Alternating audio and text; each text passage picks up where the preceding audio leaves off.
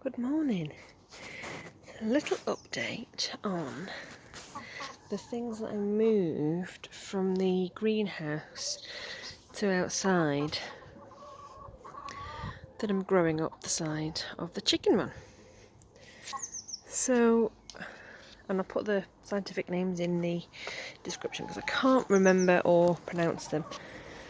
But this chocolate vine has done really well. It's had a little bit of frostbite because even though it's late April, we've had quite a lot of cold. But it looks gorgeous, doesn't it? It looks really excited. And Kath Barton, who was one of my poetry competition winners a few years ago, I follow her on Twitter, and her chocolate vine had flowered and fruited and mine hadn't, and I asked her why it was, and she said that it was because hers was outside and had been frozen. And I thought, oh, well, maybe I should work out how to do that, but I didn't, obviously. But this year it's come outside and it's having flowers. Now, it does look like they're only having male flowers, but oh, can you see that? It's not very well focused because the female flowers are bigger, but they all grow on the same thing. It's really difficult to focus on that. Oh, there we go. They all grow on the same thing. So maybe we might have fruit this year, which is exciting. And also my passion fruit, which had, I thought, not survived the move. I thought it had died. And if you look up this one, it's dead. Oh, but what's that? Little node there. Again, you can't see it because I've not focused it very well. But there are little bits of new growth coming out, which is very exciting. So I'm really pleased with that. And this is just an ordinary passion fruit vine. I'm not quite sure what variety it was. It was whatever was cheapest on eBay, which unfortunately is how I tend to shop. Hello, girls.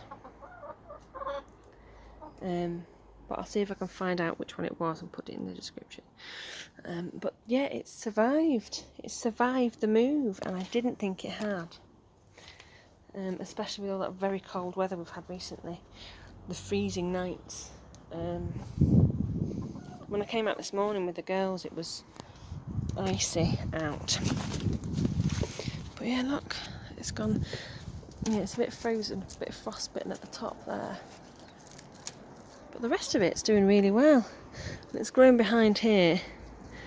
I have to work out where I want to train it to grow to. And if I'm going to take this down, I might take this down or move it somewhere else so that this can grow across there. I don't know.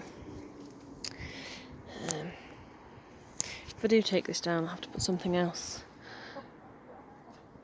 back here, because this is to take the to keep some of the light off the chickens to stop them getting up too early. But yes, I'm just so happy that it's lived. They've all survived. This passion fruit here, I was thinking of taking it out because it's completely dried up and died, as you can see.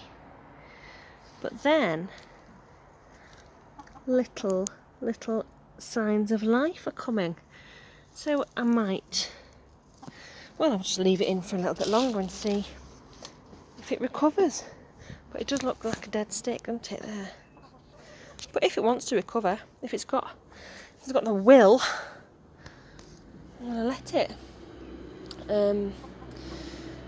Yeah. One thing that I will say, however, about the chocolate vine is I'm growing them in containers because they can grow completely out of control in the UK. They're very vigorous. And while that is lovely, we have neighbours and we don't want to grow invasive plants near neighbours because it's just so inconsiderate in fact. So if you're growing chocolate vines, and they're really easy, I would I mean, I can't get over how easy it was to grow them. And I'll do a video in the appropriate time, possibly autumn, of growing them from cuttings as well. But don't put them in the ground, because they will take over. They're like ivy or brambles, and even though they seem beautiful, when they're everywhere, it's not fun. It's no good for anybody.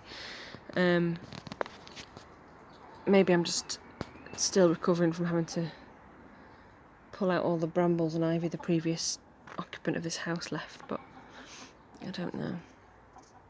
Yeah, I don't think it's fair to plant vigorous, very spready plants in the ground, and they are beautiful, and I might grow them up the shed. What do you reckon? I might grow some up the shed, but they'll be in pots again. All of my vines are going to be in pots wherever possible. I mean, a grape don't really take over. I might put some grape in the ground, but I don't know. If anyone has any ideas about other interesting vines I could grow, edible vines, I'm more than happy to hear suggestions, because I want to do lots of interesting growth stuff, interesting vertical growth things in this garden, and sort of shady vines and things. And one of the places that I'm interested in growing vines is over, again, I still haven't done this seat. I said weeks ago that I was going to do it and I didn't. It's just the list keeps getting longer and longer.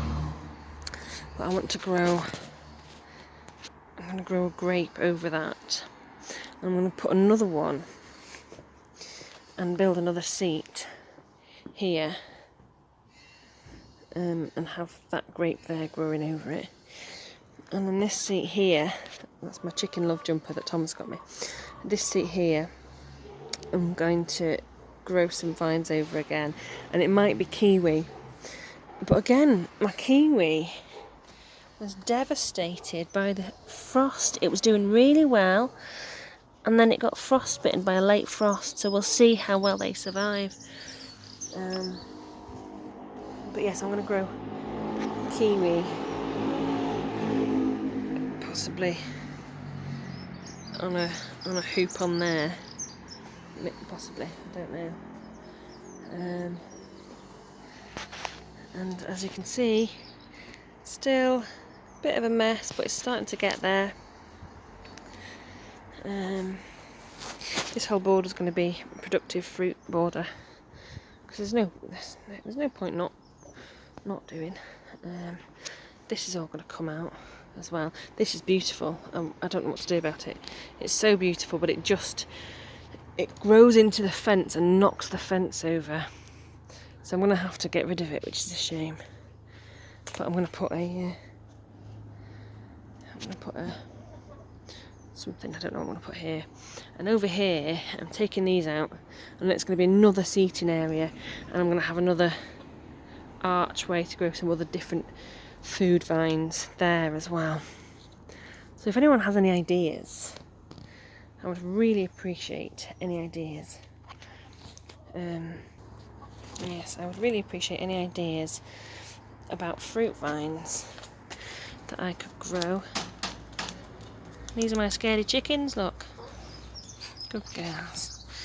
And things that that'll be safe for the chickens to eat, because they do climb up here. Well, Zoe can get her all the way up here and eat these things, which is the point of them really. It's part of the purpose why we've grown these. But it would be nice if there's other stuff for them to nibble at growing. So any ideas about that? Hi ladies, we'd be very appreciative. Now I'm going to put my hammock up and have a little lie down.